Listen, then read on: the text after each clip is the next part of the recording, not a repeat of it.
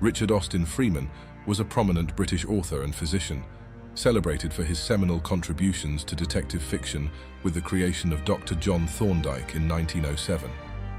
His medical background imbued his narratives with exceptional scientific precision and psychological depth, setting a new standard in the genre.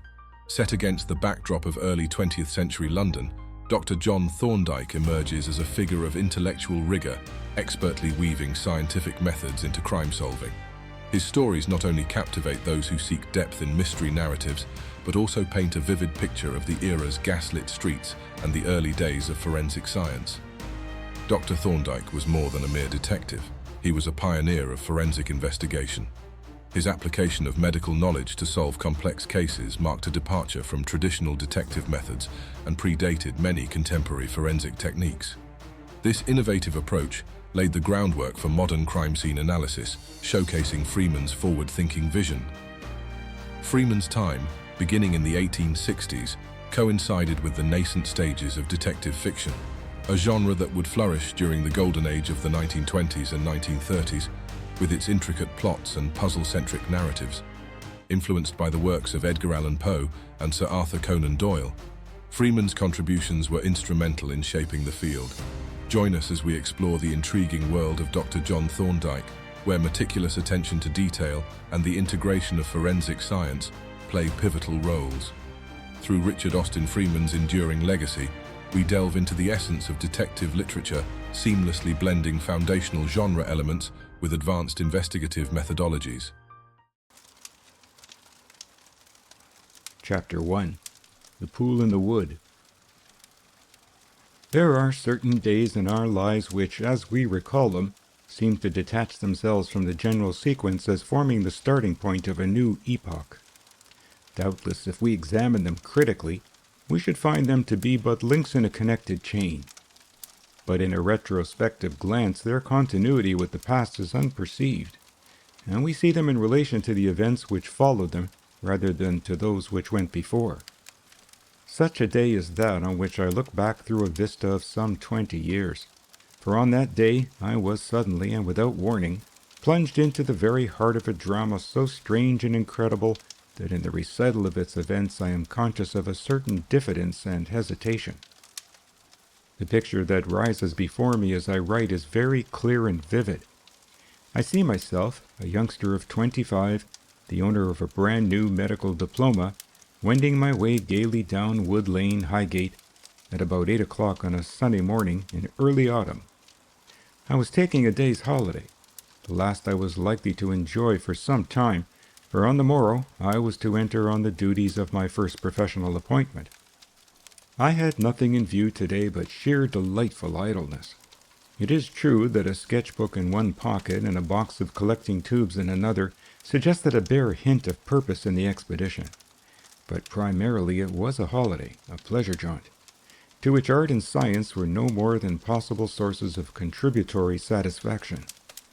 At the lower end of the lane was the entrance to Churchyard Bottom Wood, then open and unguarded save by a few hurdles. It has since been enclosed and renamed Queen's Wood. I entered and took my way along the broad, rough path, pleasantly conscious of the deep silence and seeming remoteness of this surviving remnant of the primeval forest of Britain, and letting my thoughts stray to the great plague pit in the haunted wood that gave the place its name. The foliage of oaks was still unchanged despite the waning of the year. The low slanting sunlight spangled it with gold and made rosy patterns on the path, where lay a few prematurely fallen leaves, but in the hollows among the undergrowth traces of the night mist lingered, shrouding tree bole, bush, and fern in a mystery of gauzy blue. A turn of the path brought me suddenly within a few paces of a girl who was stooping at the entrance to a side track, and seemed to be peering into the undergrowth as if looking for something. As I appeared, she stood up and looked round at me with a startled, apprehensive manner that caused me to look away and pass as if I had not seen her. But the single glance that showed me that she was a strikingly handsome girl, indeed I should have used the word beautiful, that she seemed to be about my own age, and that she was evidently a lady. The apparition, pleasant as it was, set me speculating as I strode forward. It was early for a girl like this to be afoot in the woods, and alone too. Not so very safe either, as she had seemed to realize, judging by the start that my approach seemed to have given her. And what could it be that she was looking for? Had she lost something at some previous time and come to search for it before anyone was about? It might be so. Certainly she was not a poacher, for there was nothing to poach, and she hardly had the manner or appearance of a naturalist. A little farther on, I struck into a side panel which led, as I knew, in the direction of a small pond. That pond I had had in my mind when I put the box of collecting tubes in my pocket, and I now made my way to it as directly as the winding track would let me. But still it was not the pond or its inmates that occupied my thoughts, but the mysterious maiden whom I had left peering into the undergrowth. Perhaps if she had been less attractive, I might have given her less consideration. But I was 25, and if a man at 25 has not a keen and appreciative eye for a pretty girl, there must be something radically wrong with his mental makeup. In the midst of my reflections, I came out into a largish opening in the wood, at the center of which, in a slight hollow, was the pond, a small oval piece of water fed by the trickle of a tiny stream, the continuation of which carried away the overflow towards the invisible valley. Approaching the margin, I brought out my box of tubes and, uncorking one, stooped and took a trial dip. When I held the glass tube against the light and examined its contents through my pocket lens, I found that I was in luck. The catch included a green hydra clinging to a rootlet of duckweed, several active water fleas, a scarlet water mite, and a beautiful sessile rotifer. Evidently, this pond was a rich hunting ground. Delighted with my success, I corked the tube, put it away, and brought out another, with which I took a fresh dip. This was less successful, but the naturalist's ardor and the collector's cupidity being thoroughly aroused, I persevered, gradually enriching my collection and working my way slowly round the margin of the pond, forgetful of everything, even the mysterious maiden, but the objects of my search. Indeed, so engrossed was I with my pursuit of the minute denizens of this watery world that I failed to observe a much larger object which must have been in view most of the time. Actually, I did not see it until I was right over it. Then, as I was stooping to clear away the duckweed for a fresh dip, I found myself confronted by a human face, just below the surface and half concealed by the pondweed. It was a truly appalling experience. Utterly unprepared for this awful apparition, I was so overcome by astonishment and horror that I remained stooping, with motion arrested, as if petrified, staring at the thing in silence and hardly breathing. The face was that of a man of about 50 or a little more, a handsome, refined, rather intellectual face, with a mustache and Van Dyke beard, and surmounted by a thickish growth of iron-gray hair. Of the rest of the body little was to be seen, for the duckweed and water crowfoot had drifted over it, and I had no inclination to disturb them. Recovering somewhat from the shock of this sudden and fearful encounter, I stood up and rapidly considered what I had better do. It was clearly not for me to make any examination or meddle with the corpse in any way. Indeed, when I considered the early hour and the remoteness of this solitary place, it seemed prudent to avoid the possibility of being seen there by any chance stranger. Thus reflecting, with my eyes still riveted on the pallid, impassive face, so strangely sleeping below the glassy surface and conveying to me somehow a dim sense of familiarity, I pocketed my tubes and, turning back, stole away along the woodland track, treading lightly, almost stealthily, as one escaping from the scene of a crime. Very different was my mood as I retraced my steps from that in which I had come. Gone was all my gaiety and holiday spirit. The dread meeting had brought me into an atmosphere of tragedy, perchance even of something more than tragedy. With death I was familiar enough, death as it comes to men, prefaced by sickness or even by injury. But the dead man who lay in that still and silent pool in the heart of the wood had come there by none of the ordinary chances of normal life. It seemed barely possible that he could have fallen in by mere misadventure, for the pond was too shallow and its bottom shelved too gently for accidental drowning to be conceivable. Nor was the strange sequestered spot without significance. It was just such a spot as might well be chosen by one who sought to end his life, or another's. I had nearly reached the path when an abrupt turn of the narrow track brought me once more face to face with a girl whose existence I had till now forgotten. She was still peering into the dense undergrowth as if searching for something, and again, on my sudden appearance, she turned a startled face towards me. But this time I did not look away. Something in her face struck me with a nameless fear. It was not only that she was pale and haggard, but that her expression betokened anxiety and even terror. As I looked at her, I understood in a flash the dim sense of familiarity of which I had been conscious in the pallid face beneath the water. It was her face that it had recalled. With my heart in my mouth, I halted, and taking off my cap, addressed her. "Pray pardon me. You seem to be searching for something. Can I help you in any way or give you any information?" She looked at me a little shyly and, as I thought, with slight distrust, but she answered civilly enough, though rather stiffly. "Thank you, but I am afraid you can't help me. I am not in need of any assistance." This, under ordinary circumstances, would have brought the interview to an abrupt end. But the circumstances were not ordinary, and as she made as if to pass me, I ventured to persist. "Please," I urged, "don't think me impertinent, but would you mind telling me what you were looking for? I have a reason for asking, and it isn't curiosity." She reflected for a few moments before replying, and I feared that she was about to administer another snub. Then, without looking at me, she replied, "I am looking for my father." And at these words my heart sank. He did not come home last night. He left Hornsey to come home, and he would ordinarily have come by the path through the wood. He always came that way from Hornsey, so I am looking through the wood in case he missed his way, or was taken ill, or— Here the poor girl suddenly broke off, and letting her dignity go, burst into tears. I huskily murmured a few indistinct words of condolence, but in truth I was little less affected than she was. It was a terrible position, but there was no escape from it.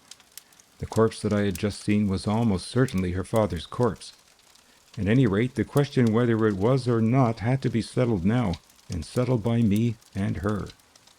That was quite clear, but yet I could not screw my courage up to the point of telling her. While I was hesitating, however, she forced the position by a direct question. "You said just now that you had a reason for asking what I was searching for. Would it be—" She paused and looked at me inquiringly as she wiped her eyes. I made a last frantic search for some means of breaking the horrid news to her. Of course there was none. Eventually I stammered, "The reason I asked was, the fact is that I have just seen the body of a man lying—" "Where?" she demanded. "Show me the place." Without replying, I turned and began quickly to retrace my steps along the narrow track. A few minutes brought me to the opening in which the pond was situated, and I was just beginning to skirt the margin, closely followed by my companion, when I heard her utter a low gasping cry. The next moment she had passed me and was running along the bank towards a spot where I could now see the toe of a boot just showing through the duckweed. I stopped short and watched her with my heart in my throat. Straight to the fatal spot she ran, and for a moment stood on the brink, stooping over the weedy surface. Then, with a terrible wailing cry, she stepped into the water. Instantly I ran forward and waded into the pond to her side. Already she had her arms round the dead man's neck and was raising the face above the surface. I saw that she meant to bring the body ashore, and useless as it was, it seemed a natural thing to do. Silently I passed my arms under the corpse and lifted it, and as she supported the head, we bore it through the shallows and up the bank, where I laid it down gently in the high grass. Not a word had been spoken, nor was there any question that need be asked. The pitiful tale told itself only too plainly. As I stood looking with swimming eyes at the tragic group, a whole history seemed to unfold itself, a history of love and companionship, of a happy, peaceful past made sunny by mutual affection, shattered in an instant by the hideous present, with its portent of a sad and lonely future. She had sat down on the grass and taken the dead head on her lap, tenderly wiping the face with her handkerchief, smoothing the grizzled hair and crooning or moaning words of endearment into the insensible ears. She had forgotten my presence. Indeed, she was oblivious of everything but the still form that bore the outward semblance of her father. Some minutes passed thus. I stood a little apart, cap in hand, more moved than I had ever been in my life, and naturally enough unwilling to break in upon a grief so overwhelming and, as it seemed to be, so sacred. But presently it began to be borne in on me that something had to be done. The body would have to be removed from this place, and the proper authorities ought to be notified. Still, it was some time before I could gather courage to intrude on her sorrow, to profane her grief with the sordid realities of everyday life. At last I braced myself up for the effort and addressed her. "Your father," I said gently, I could not refer to him as the body, "will have to be taken away from here, and the proper persons will have to be informed of what has happened.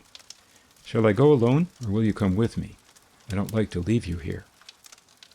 She looked up at me, and to my relief answered me with quiet composure. "I can't leave him here all alone. I must stay with him until he is taken away. Do you mind telling whoever ought to be told," like me she instinctively avoided the word police, "and making what arrangements are necessary?" There was nothing more to be said, and loath as I was to leave her alone with the dead, my heart assented to her decision. In her place I should have had the same feeling. Accordingly, with a promise to return as quickly as I could, I stole away along the woodland track. When I turned to take a last glance at her before plunging into the wood, she was once more leaning over the head that lay in her lap, looking with fond grief into the impassive face and stroking the dank hair. My intention had been to go straight to the police station, when I had ascertained its whereabouts, and make my report to the officer in charge. But a fortunate chance rendered this proceeding unnecessary, for at the moment when I emerged from the top of Wood Lane, I saw a police officer, mounted on a bicycle, road patrol as I assumed him to be, approaching along the Archway Road. I hailed him to stop, and as he dismounted and stepped onto the footway, I gave him a brief account of the finding of the body and my meeting with the daughter of the dead man. He listened with calm, business-like interest, and when I had finished, said, "We had better get the body removed as quickly as possible. I will run along to the station and get the wheeled stretcher. There is no need for you to come. If you will go back and wait for us at the entrance to the wood, that will save time. We shall be there within a quarter of an hour." I agreed gladly to this arrangement, and when I had seen him mount his machine and shoot away along the road, I turned back down the lane and re-entered the wood.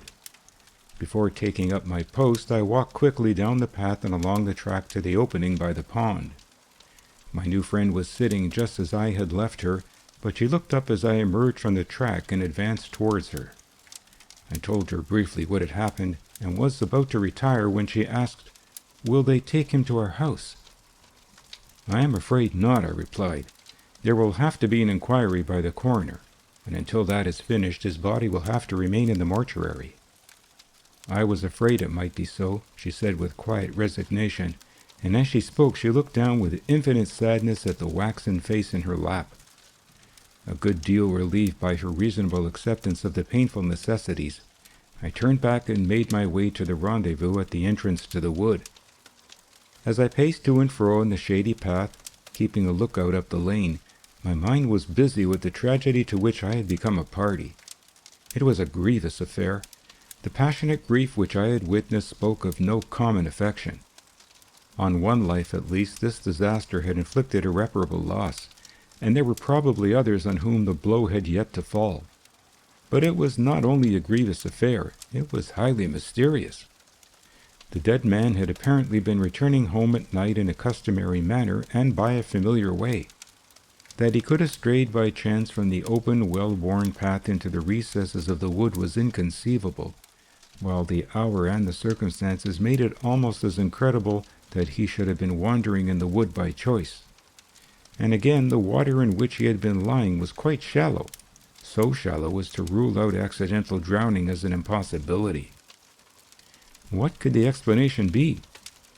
There seemed to be but three possibilities, and two of them could hardly be entertained. The idea of intoxication I rejected at once. The girl was evidently a lady, and her father was presumably a gentleman, who would not be likely to be wandering abroad drunk, nor could a man who was sober enough to have reached the pond have been so helpless as to be drowned in its shallow waters. To suppose that he might have fallen into the water in a fit was to leave unexplained the circumstance of his being in that remote place at such an hour. The only possibility that remained was that of suicide, and I could not but admit that some of the appearances seemed to support that view. The solitary place, more solitary still at night, was precisely such as an intending suicide might be expected to seek. The shallow water presented no inconsistency, and when I recalled how I had found his daughter searching the wood with evident foreboding of evil, I could not escape the feeling that the dreadful possibility had not been entirely unforeseen. My meditations had reached this point when, as I turned once more toward the entrance and looked up the lane, I saw 2 constables approaching, trundling a wheeled stretcher, while a third man, apparently an inspector, walked by its side. As the little procession reached the entrance and I turned back to show the way, the latter joined me and began at once to interrogate me. I gave him my name, address, and occupation, and followed this with a rapid sketch of the facts as known to me, which he jotted down in a large notebook, and he then said, "As you are a doctor, you can probably tell me how long the man had been dead when you first saw him." "By the appearance and the rigidity," I replied, "I should say about 9 or 10 hours, which agrees pretty well with the account his daughter gave of his movements." The inspector nodded. "The man and the young lady," said he, "are strangers to you, I understand. I suppose you haven't picked up anything that would throw any light on the affair?" "No," I answered. "I know nothing but what I have told you." "Well," he remarked, "it's a queer business. It is a queer place for a man to be in at night, and he must have gone there of his own accord. But there, it is no use guessing. It will all be thrashed out at the inquest." As he reached this discreet conclusion, we came out into the opening, and I heard him murmur very feelingly, "Dear, dear, poor thing." The girl seemed hardly to have changed her position since I had last seen her, but she now tenderly laid the dead head on the grass and rose as we approached, and I saw with great concern that her skirts were soaked almost from the waist downwards. The officer took off his cap, and as he drew near, looked down gravely but with an inquisitive eye at the dead man. Then he turned to the girl and said in a singularly gentle and deferential manner, "This is a very terrible thing, miss, a dreadful thing. I assure you that I am more sorry for you than I can tell, and I hope you will forgive me for having to intrude on your sorrow by asking questions. I won't trouble you more than I can help." "Thank you," she replied quietly. "Of course I realize your position. What do you want me to tell you?" "I understand," replied the inspector, "that this poor gentleman was your father. Would you mind telling me who he was and where he lived, and giving me your own name and address?" "My father's name," she answered, "was Julius D'Arblay. His private address was Ivy Cottage, North Grove, Highgate. His studio and workshop, where he carried on the profession of a modeler, is in Abbey Road, Hornsey. My name is Marion D'Arblay, and I lived with my father. He was a widower, and I was his only child." As she concluded, with a slight break in her voice, the inspector shook his head and again murmured, "Dear, dear," as he rapidly entered her answers in his notebook. Then, in a deeply apologetic tone, he asked, "Would you mind telling us what you know as to how this happened?" "I know very little," she replied. "As he did not come home last night, I went to the studio this morning quite early to see if he was there. He sometimes stayed there all night when he was working very late. The woman who lives in the adjoining house and looks after the studio told me that he had been working late last night, but that he had left to come home soon after 10. He always used to come through the wood because it was the shortest way and the most pleasant. So when I learned that he had started to come home, I came to the wood to see if I could find any traces of him. Then I met this gentleman, and he told me that he had seen a dead man in the wood, and—" Here she suddenly broke down and, sobbing passionately, flung out her hand towards the corpse. The inspector shut his notebook and, murmuring some indistinct words of sympathy, nodded to the constables, who had drawn up the stretcher a few paces away and lifted off the cover. On this silent instruction they approached the body, and with the inspector's assistance and mine, lifted it onto the stretcher without removing the ladder from its carriage. As they picked up the cover, the inspector turned to Miss D'Arblay and said gently but finally, "You had better not come with us. We must take him to the mortuary, but you will see him again after the inquest, when he will be brought to your house if you wish it." She made no objection, but as the constables approached with the cover, she stooped over the stretcher and kissed the dead man on the forehead. Then she turned away. The cover was placed in position. The inspector and the constables saluted reverently, and the stretcher was wheeled away along the narrow track. For some time after it had gone, we stood in silence at the margin of the pond, with our eyes fixed on the place where it had disappeared. I considered in no little embarrassment what was to be done next. It was most desirable that Miss D'Arblay should be got home as soon as possible, and I did not at all like the idea of her going alone, for her appearance, with her drenched skirts and her dazed and rather wild expression, was such as to attract unpleasant attention. But I was a total stranger to her, and I felt a little shy of pressing my company on her. However, it seemed a plain duty, and as I saw her shiver slightly, I said, "You had better go home now and change your clothes. They are very wet, and you have some distance to go."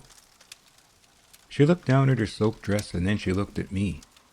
"You are rather wet too," she said. "I am afraid I have given you a great deal of trouble." "It is little enough that I have been able to do," I replied, "but you must really go home now. And if you will let me walk with you and see you safely to your house, I shall be much more easy in my mind." "Thank you," she replied. "It is kind of you to offer to see me home, and I am glad not to have to go alone."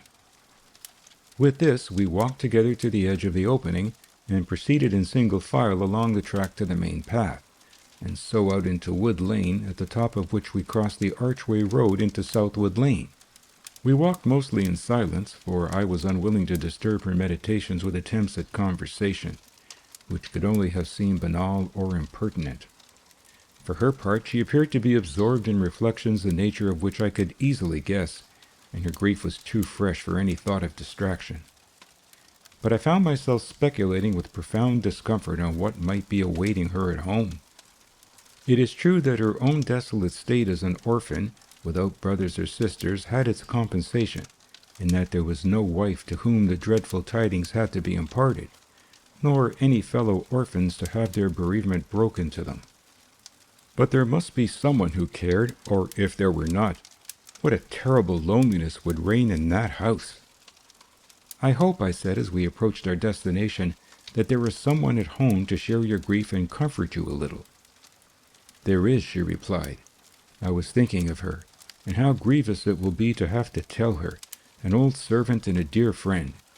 She was my mother's nurse when the one was a child and the other but a young girl. She came to our house when my mother married, and has managed our home ever since.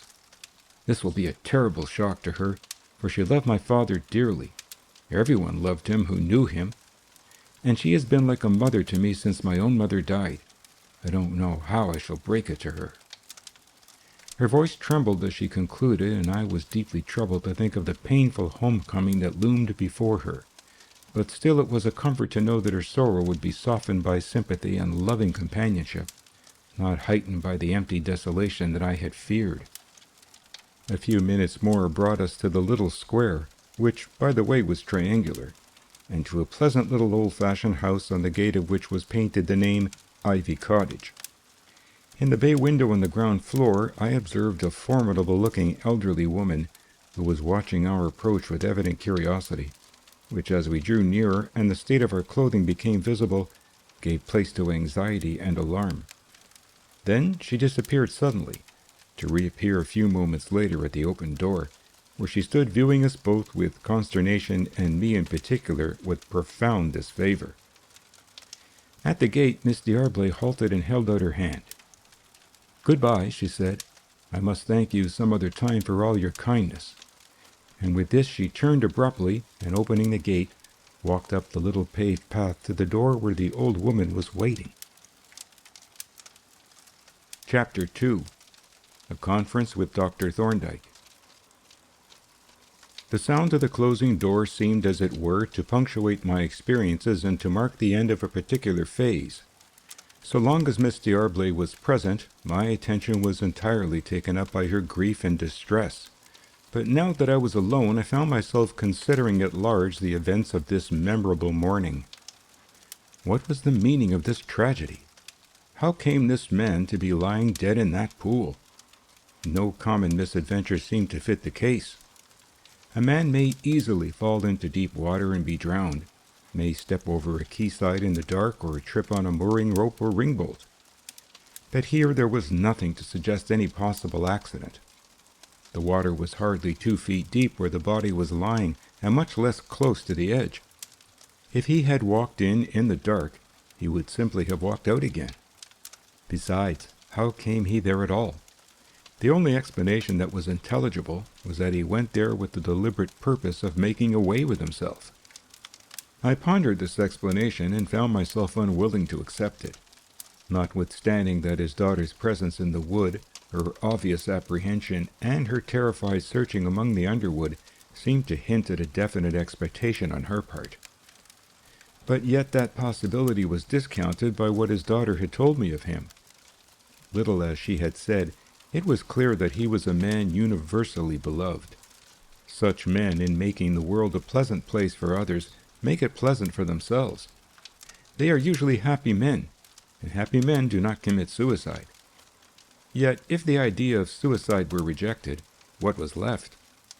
Nothing but an insoluble mystery. I turned the problem over again and again as I sat on the top of the tram, where I could keep my wet trousers out of sight. Not as a matter of mere curiosity, but as one in which I was personally concerned. Friendships spring up into sudden maturity under great emotional stress. I had known Marion D'Arblay but an hour or two, but they were hours which neither of us would ever forget, and in that brief space she had become to me a friend who was entitled, as of right, to sympathy and service. So as I revolved in my mind the mystery of this man's death, I found myself thinking of him not as a chance stranger, but as the father of a friend, and thus it seemed to devolve upon me to elucidate the mystery, if possible. It is true that I had no special qualifications for investigating an obscure case of this kind, but yet I was better equipped than most young medical men. For my hospital, St. Margaret's, though its medical school was but a small one, had one great distinction. The chair of medical jurisprudence was occupied by one of the greatest living authorities on the subject, Dr. John Thorndyke.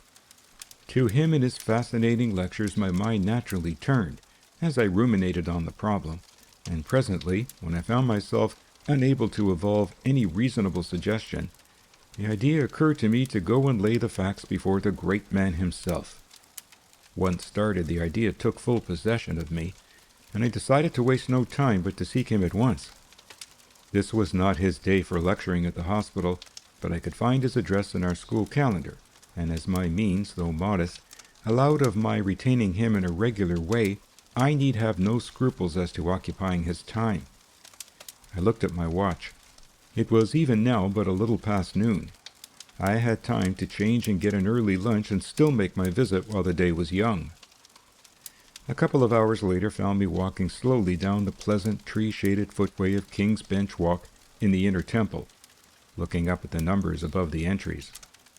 Dr. Thorndyke's number was 5A, which I presently discovered inscribed on the keystone of a fine, dignified brick portico of the 17th century, on the jamb whereof was painted his name as the occupant of the first pair. I accordingly ascended the first pair, and was relieved to find that my teacher was apparently at home, for a massive outer door, above which his name was painted, stood wide open, revealing an inner door, furnished with a small, brilliantly burnished brass knocker, on which I ventured to execute a modest rat-tat. Almost immediately the door was opened by a small clerical-looking gentleman who wore a black linen apron, and ought, from his appearance, to have had black gaiters to match, and who regarded me with a look of polite inquiry. "I wanted to see Dr. Thorndyke," said I, adding discreetly, "on a matter of professional business." The little gentleman beamed on me benevolently. "The doctor," said he, "has gone to lunch at his club, but he will be coming in quite shortly. Would you like to wait for him?" "Thank you," I replied. I should if you think I shall not be disturbing him." The little gentleman smiled, that is to say, the multitudinous wrinkles that covered his face arranged themselves into a sort of diagram of geniality. It was the crinkliest smile that I had ever seen, but a singularly pleasant one. "The doctor," said he, "is never disturbed by professional business. No man is ever disturbed by having to do what he enjoys doing." As he spoke, his eyes turned unconsciously to the table, on which stood a microscope, a tray of slides and mounting material, and a small heap of what looked like dressmaker's cuttings. "Well," I said, "don't let me disturb you if you are busy." He thanked me very graciously, and having installed me in an easy chair, sat down at the table and resumed his occupation, which apparently consisted in isolating fibers from the various samples of cloth and mounting them as microscopic specimens. I watched him as he worked, admiring his neat, precise, unhurried methods, and speculating on the purpose of his proceedings, whether he was preparing what one might call museum specimens to be kept for reference, or whether these preparations were related to some particular case. I was considering whether it would be admissible for me to ask a question on the subject when he paused in his work, assuming a listening attitude, with one hand holding a mounting needle, raised and motionless. "Here comes the doctor," said he. I listened intently and became aware of footsteps, very faint and far away, and only barely perceptible. But my clerical friend, who must have had the auditory powers of a watchdog, had no doubts as to their identity, for he began quietly to pack all his material on the tray. Meanwhile, the footsteps drew nearer. They turned in at the entry and ascended the first pair, by which time my crinkly-faced acquaintance had the door open. The next moment Dr. Thorndyke entered and was duly informed that a gentleman was waiting to see him. "You underestimate my powers of observation, Polton," he informed his subordinate with a smile. "I can see the gentleman distinctly with the naked eye. How do you do, Gray?" And he shook my hand cordially. "I hope I haven't come at the wrong time, sir," said I. "If I have, you must adjourn me, but I want to consult you about a rather queer case." "Good," said Thorndyke. "There is no wrong time for a queer case. Let me hang up my hat and fill my pipe, and then you can proceed to make my flesh creep." He disposed of his hat. When Mr. Polton had departed with his tray of material, he filled his pipe, laid a note-block on the table, and invited me to begin, whereupon I gave him a detailed account of what had befallen me in the course of the morning, to which he listened with close attention, jotting down an occasional note, but not interrupting my narrative. When I had finished, he read through his notes and then said, "It is, of course, evident to you that all the appearances point to suicide. Have you any reasons, other than those you have mentioned, for rejecting that view?" "I am afraid not," I replied gloomily. "But you have always taught us to beware of too ready acceptance of the theory of suicide in doubtful cases." He nodded approvingly. "Yes," he said, "that is a cardinal principle in medical legal practice. All other possibilities should be explored before suicide is accepted. But our difficulty in this case is that we have hardly any of the relevant facts. The evidence at the inquest may make everything clear. On the other hand, it may leave things obscure. But what is your concern with this case? You are merely a witness to finding the body. The parties are all strangers to you, are they not?" "They were," I replied, "but I feel that someone ought to keep an eye on things for Miss D'Arblay's sake, and circumstances seem to have put the duty on me. So as I can afford to pay any costs that are likely to be incurred, I propose to ask you to undertake the case, on a strict business footing, you know, sir." "When you speak of my undertaking the case," said he, "what is it that is in your mind? What do you want me to do in the matter?"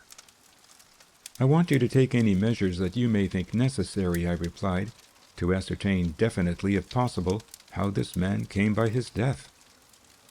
He reflected a while before answering. At length he said, "The examination of the body will be conducted by the person whom the coroner appoints, probably the police surgeon.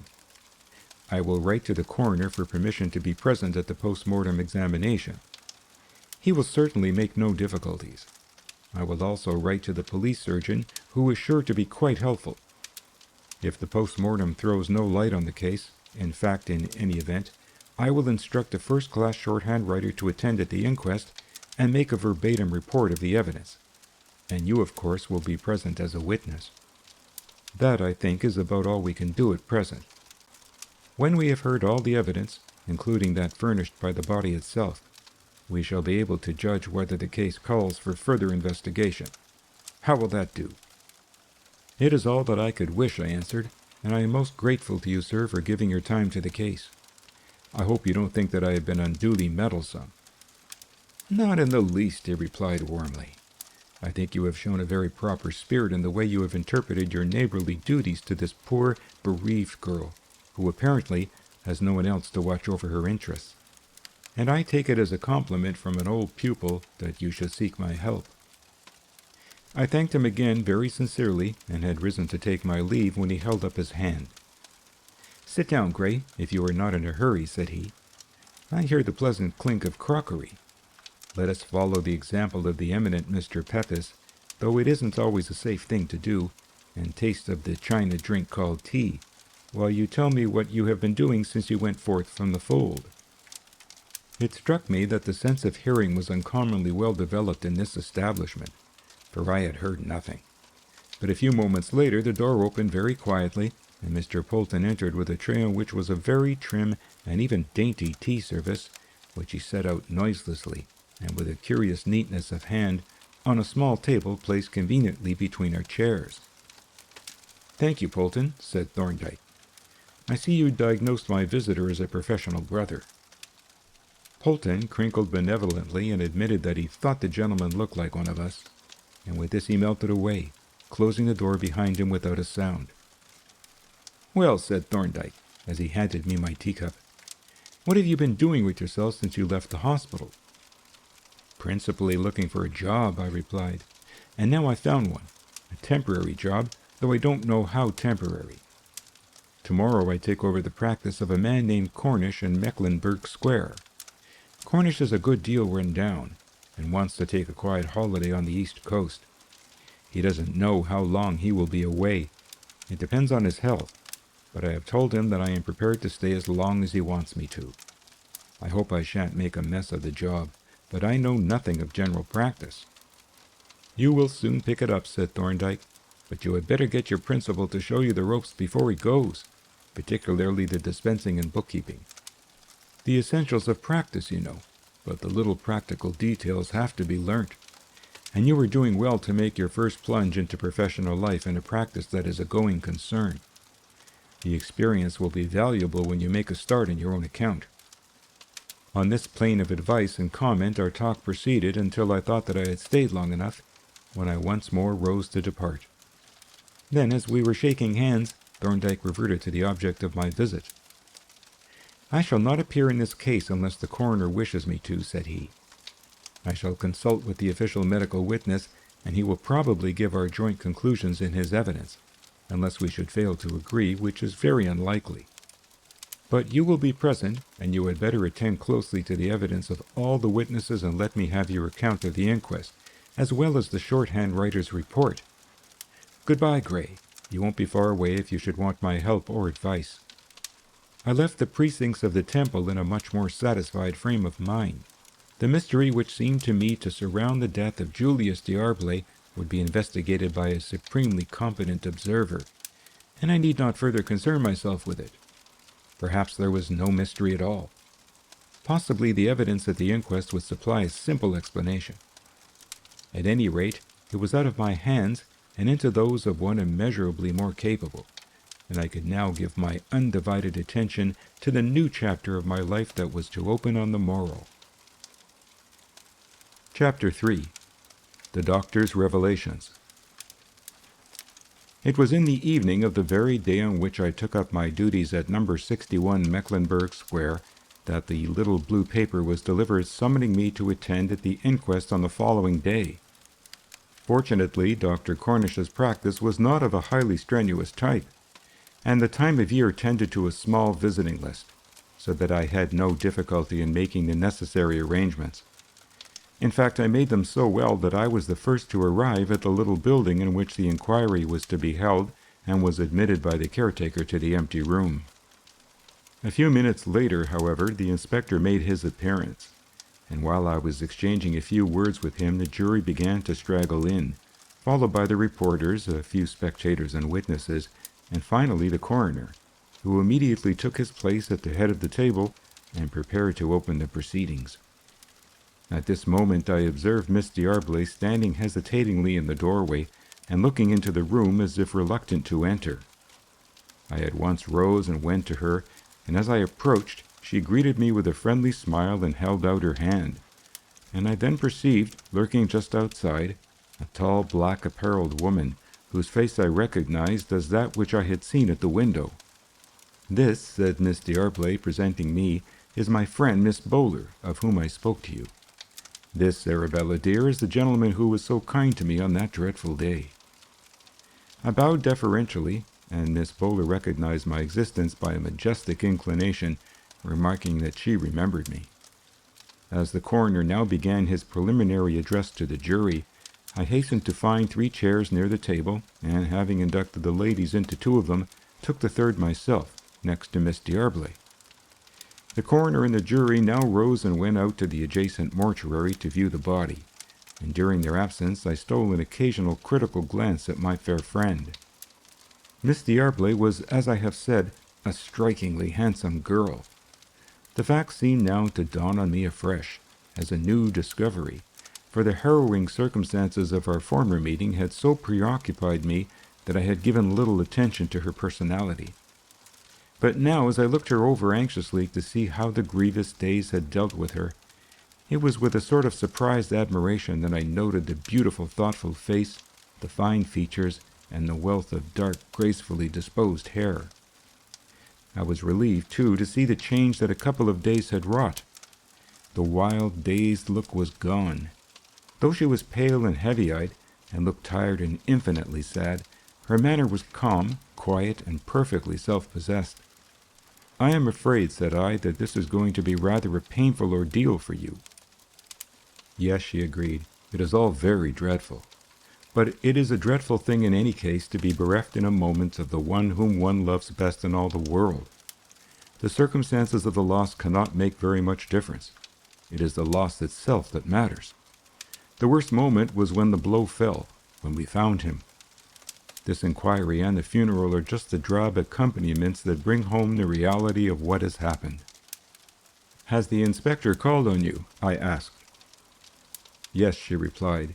"He had to get the particulars, and he was so kind and delicate that I am not in the least afraid of the examination by the coroner.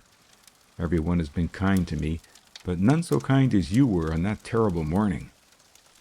I could not see that I had done anything to call for so much gratitude, and I was about to enter a modest disclaimer when the coroner and the jury returned, and the inspector approached somewhat hurriedly.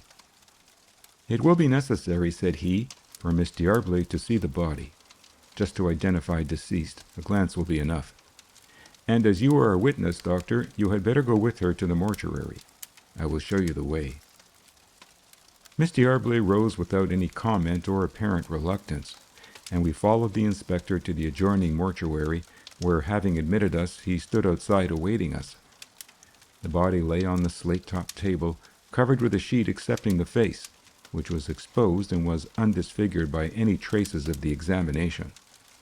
I watched my friend a little nervously as we entered the grim chamber, fearful that this additional trial might be too much for her self-control.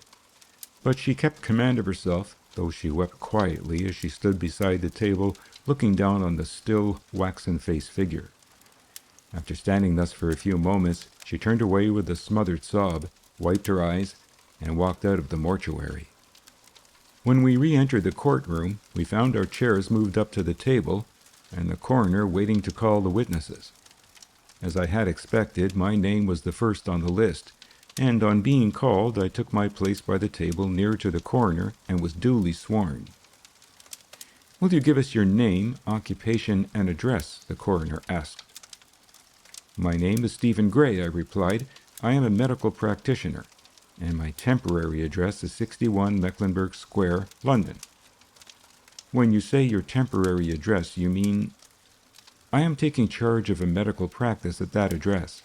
I shall be there 6 weeks or more." Then that will be your address for our purposes. Have you viewed the body that is now lying in the mortuary, and if so, do you recognize it? Yes, it is the body which I saw lying in a pond in Churchyard Bottom Wood on the morning of the 16th instant, last Tuesday. Can you tell us how long deceased had been dead when you first saw the body? I should say he had been dead 9 or 10 hours. Will you relate the circumstances under which you discovered the body? I gave a circumstantial account of the manner in which I had made the tragic discovery, to which not only the jury but also the spectators listened with eager interest. When I had finished my narrative, the coroner asked, "Did you observe anything which led you, as a medical man, to form any opinion as to the cause of death?"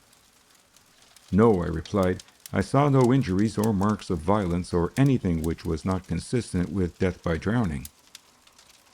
This concluded my evidence, and when I had resumed my seat, the name of Marion D'Arblay was called by the coroner, who directed that a chair should be placed for the witness. When she had taken her seat, he conveyed to her briefly but feelingly his own and the jury's sympathy. "It has been a terrible experience for you," he said, "and we are most sorry to have to trouble you in your great affliction, but you will understand that it is unavoidable." "I quite understand that," she replied, "and I wish to thank you and the jury for your kind sympathy." She was then sworn, and having given her name and address, proceeded to answer the questions addressed to her, which elicited a narrative of the events substantially identical with that which she had given to the inspector and which I had already recorded. "You have told us," said the coroner, "that when Dr. Gray spoke to you, you were searching among the bushes. Will you tell us what was in your mind, what you were searching for, and what induced you to make that search?" "I was very uneasy about my father," she replied. "He had not been home that night, and he had not told me that he intended to stay at the studio, as he sometimes did when he was working very late. So, in the morning I went to the studio in Abbey Road to see if he was there, but the caretaker told me that he had started for home about 10 o'clock. Then I began to fear that something had happened to him, and as he always came home by the path through the wood, I went there to see if anything had happened to him." "Had you in your mind any definite idea as to what might have happened to him?" "I thought he might have been taken ill or have fallen down dead. He once told me that he would probably die quite suddenly. I believed that he suffered from some affection of the heart, but he did not like speaking about his health." "Are you sure that there was nothing more than this in your mind?" "There was nothing more. I thought that his heart might have failed and that he might have wandered, in a half-conscious state, away from the main path and fallen dead in one of the thickets." The coroner pondered this reply for some time. I could not see why, for it was plain and straightforward enough. At length he said, very gravely and with what seemed to me unnecessary emphasis, "I want you to be quite frank and open with us, Miss D'Arblay. Can you swear that there was no other possibility in your mind than that of sudden illness?" She looked at him in surprise, apparently not understanding the drift of the question. As to me, I assumed that he was endeavoring delicately to ascertain whether deceased was addicted to drink. "I have told you exactly what was in my mind," she replied. "Have you ever had any reason to suppose or to entertain the possibility that your father might take his own life?" "Never," she answered emphatically. "He was a happy, even-tempered man, always interested in his work and always in good spirits. I am sure he would never have taken his own life." The coroner nodded with a rather curious air of satisfaction, as if he were concurring with the witness's statement. Then he asked in the same grave, emphatic manner, "So far as you know, had your father any enemies?" "No," she replied confidently. "He was a kindly, amiable man who disliked nobody, and everyone who knew him loved him." As she uttered this panegyric, and what prouder testimony could a daughter have given, her eyes filled and the coroner looked at her with deep sympathy, but yet with a somewhat puzzled expression. "You are sure," he said gently, "that there was no one whom he might have injured, even inadvertently, or who bore him any grudge or ill will?" "I am sure," she answered, "that he never injured or gave offense to anyone, and I do not believe that there was any person in the whole world who bore him anything but good will." The coroner noted this reply, and as he entered it in the depositions, his face bore the same curious, puzzled, or doubtful expression. When he had written the answer down, he asked, "By the way, what was the deceased's occupation?" He was a sculptor by profession, but in late years he worked principally as a modeler for various trades: pottery manufacturers, picture frame makers, carvers, and the makers of high-class wax figures for shop windows. Had he any assistants or subordinates? No, he worked alone. Occasionally I helped him with his molds when he was very busy or had a very large work on hand, but usually he did everything himself. Of course, he occasionally employed models. Do you know who those models were? They were professional models. The men, I think, were all Italians, and some of the women were too. I believe my father kept a list of them in his address book. Was he working from a model on the night of his death? No, he was making the molds for a porcelain statuette. Did you ever hear that he had any kind of trouble with his models? Never. He seemed always on the best of terms with them, and he used to speak of them most appreciatively. What sort of persons are professional models? Should you say they are a decent, well-conducted class? Yes, they are usually most respectable, hard-working people, and of course they are sober and decent in their habits, or they would be of no use for their professional duties. The coroner meditated on these replies with a speculative eye on the witness. After a short pause, he began along another line. Did the deceased ever carry about with him property of any considerable value? Never to my knowledge. No jewelry, plate, or valuable material? No, his work was practically all in plaster or wax. He did no goldsmith's work, and he used no precious material. Did he ever have any considerable sums of money about him? No, he received all his payments by check, and he made his payments in the same way. His habit was to carry very little money on his person, usually not more than 1 or 2 pounds. Once more the coroner reflected profoundly. It seemed to me that he was trying to elicit some fact, I could not imagine what, and was failing utterly. At length, after another puzzled look at the witness, he turned to the jury and inquired if any of them wished to put any questions, and when they had severally shaken their heads, he thanked Miss D'Arblay for the clear and straightforward way in which she had given her evidence, and released her. While the examination had been proceeding, I had allowed my eyes to wander round the room with some curiosity, for this was the first time that I had ever been present at an inquest. From the jury, the witnesses in waiting, and the reporters, among whom I tried to identify Dr. Thorndyke's stenographer, my attention was presently transferred to the spectators. There were only a few of them, but I found myself wondering why there should be any. What kind of person attends as a spectator at an ordinary inquest such as this appeared to be? The newspaper reports of the finding of the body were quite unsensational and promised no startling developments. Finally, I decided that they were probably local residents who had some knowledge of the deceased and were just indulging their neighborly curiosity. Among them, my attention was particularly attracted by a middle-aged woman who sat near me. At least I judged her to be middle-aged, though the rather dense black veil that she wore obscured her face to a great extent. Apparently she was a widow, and advertised the fact by the orthodox old-fashioned weeds. But I could see that she had white hair and wore spectacles. She held the folded newspaper on her knee, apparently dividing her attention between the printed matter and the proceedings of the court. She gave me the impression of having come in to spend an idle hour, combining a somewhat perfunctory reading of the paper with a still more perfunctory attention to the rather gruesome entertainment that the inquest afforded. The next witness called was the doctor who had made the official examination of the body, on whom my bereaved friend bestowed a listless and curious glance and then returned to her newspaper. He was a youngish man, though his hair was turning gray, with a quiet but firm and confident manner and a very clear, pleasant voice. The preliminaries having been disposed of, the coroner led off with the question, "You have made an examination of the body of the deceased?" "Yes. It is that of a well-proportioned, fairly muscular man of about 60, quite healthy, with the exception of the heart, one of the valves of which, the mitral valve, was incompetent and allowed some leakage of blood to take place. Was the heart affection sufficient to account for the death of deceased? No, it was quite a serviceable heart. There was good compensation, that is to say, there was extra growth of muscle to make up for the leaky valve. So far as his heart was concerned, deceased might have lived for another 20 years. Were you able to ascertain what actually was the cause of death? Yes, the cause of death was aconitine poisoning. At this reply, a murmur of astonishment arose from the jury, and I heard Miss D'Arblay suddenly draw in her breath.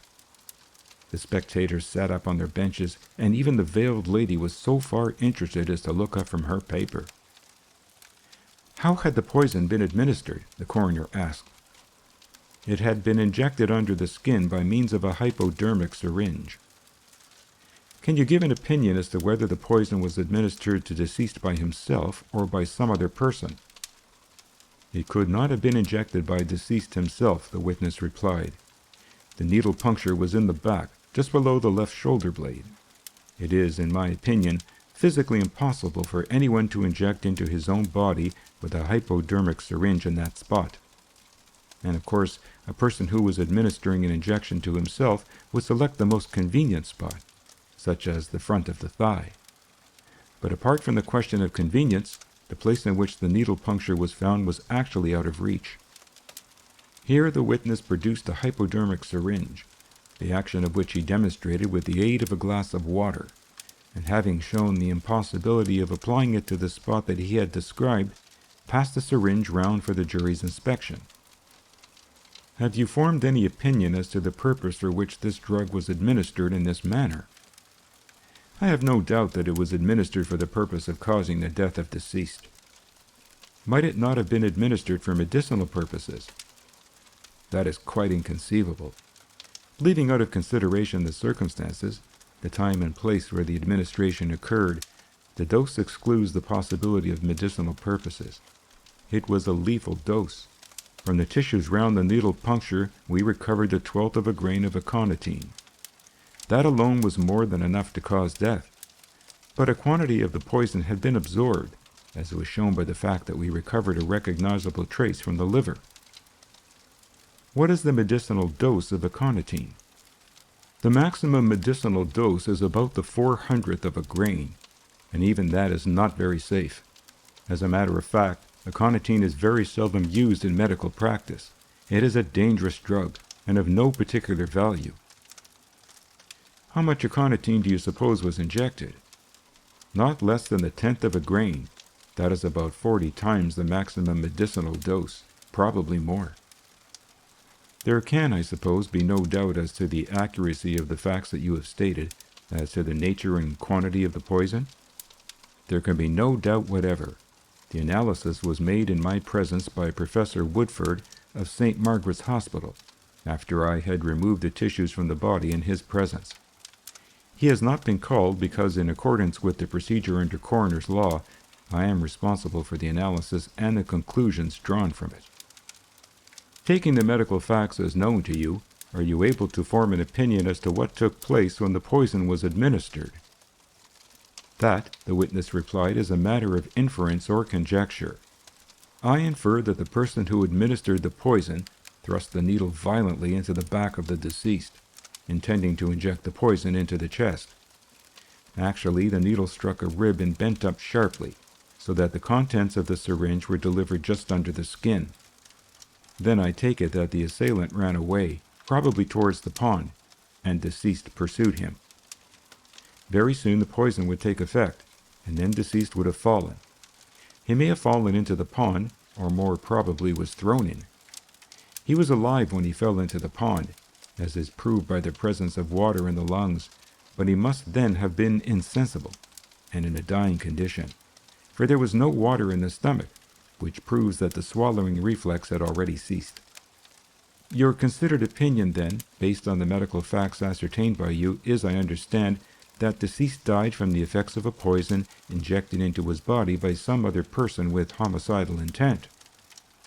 Yes, that is my considered opinion, and I affirm that the facts do not admit of any other interpretation. The coroner looked towards the jury. Do any of you gentlemen wish to ask the witness any questions?" he inquired, and when the foreman had replied that the jury were entirely satisfied with the doctor's explanations, he thanked the witness, who thereupon retired. The medical witness was succeeded by the inspector, who made a short statement respecting the effects found on the person of deceased. They comprised a small sum of money, under £2, a watch, keys, and other articles, none of them of any appreciable value, but such as they were, furnishing evidence that at least petty robbery had not been the object of the attack. When the last witness had been heard, the coroner glanced at his notes and then proceeded to address the jury. "There is little, gentlemen," he began, "that I need say to you. The facts are before you, and they seem to admit of only one interpretation. I remind you that by the terms of your oath, your finding must be according to the evidence. Now the medical evidence is quite clear and definite. It is to the effect that deceased met his death by poison, administered violently by some other person, that is, by homicide. Homicide is the killing of a human being, and it may or may not be criminal. But if the homicidal act is done with the intent to kill, if that intention has been deliberately formed, that is to say, if the homicidal act has been premeditated, then that homicide is willful murder. Now the person who killed the deceased came to the place where the act was done provided with a solution of a very powerful and uncommon vegetable poison. He was also provided with a very special appliance, to wit, a hypodermic syringe, for injecting it into the body. The fact that he was furnished with the poison and the appliance creates a strong enough presumption that he came to this place with the deliberate intention of killing the deceased. That is to say, this fact constitutes strong evidence of premeditation. As to the motive for this act, we are completely in the dark, nor have we any evidence pointing to the identity of the person who committed that act. But a coroner's inquest is not necessarily concerned with motives, nor is it our business to fix the act on any particular person. We have to find out how and by what means the deceased met his death, and for that purpose we have clear and sufficient evidence. I need say no more, but will leave you to agree upon your finding." There was a brief interval of silence when the coroner had finished speaking. The jury whispered together for a few seconds, then the foreman announced that they had agreed upon their verdict. "And what is your decision, gentlemen?" the coroner asked. "We find," was the reply, "that deceased met his death by willful murder, committed by some person unknown." The coroner bowed. "I am in entire agreement with you, gentlemen," said he. "No other verdict was possible, and I am sure you will join me in the hope that the wretch who committed this dastardly crime may be identified and in due course brought to justice." This brought the proceedings to an end. As the court rose, the spectators filed out of the building, and the coroner approached Miss D'Arblay to express once more his deep sympathy with her in her tragic bereavement.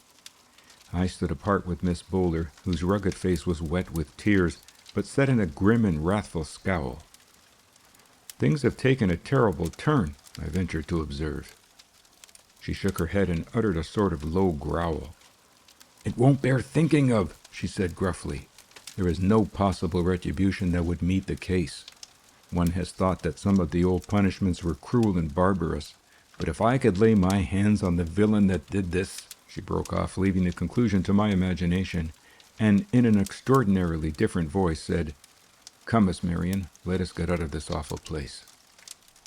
As we walked away slowly in silence, I looked at Miss D'Arblay, not without anxiety.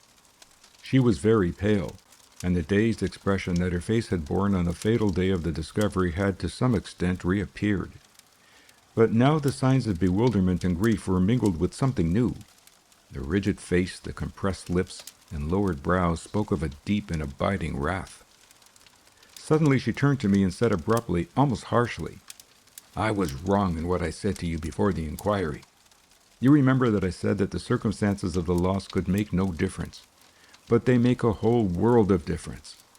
I had supposed that my dear father had died as he thought he would die, that it was the course of nature, which we cannot rebel against.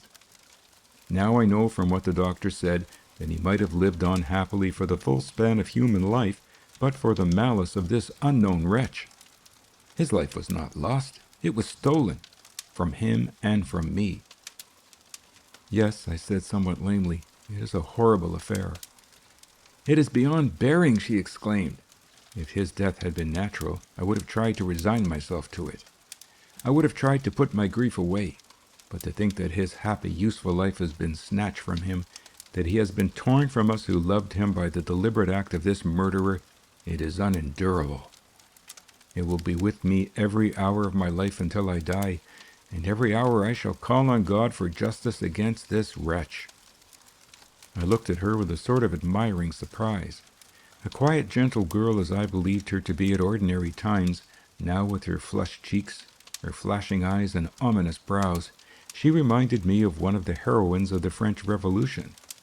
Her grief seemed to be merged in a longing for vengeance.